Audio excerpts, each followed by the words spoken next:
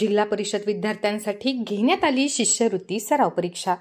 जिल्ह्यातील 670 जिल्हा परिषद शाळांमधील सुमारे 5000 विद्यार्थी झालेत सहभागी।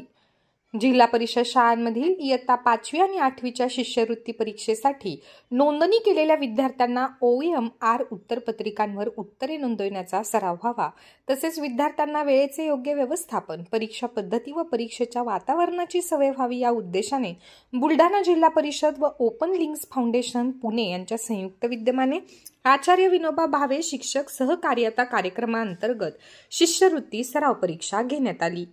बुलढाणा जिल्हा परिषदेच्या मुख्य कार्यकारी अधिकारी भाग्यश्री विस्पुते यांच्या पुढाकाराने शनिवार दिनांक 27 जानेवारी रोजी आयोजित या सराव परीक्षेसाठी जिल्हा परिषद व्यवस्थापनाच्या सुमारे 670 शाळांमधील इयत्ता 5वीतील 3288 व इयत्ता 8वीतील 1648 विद्यार्थ्यांनी सहभाग नोंदविला।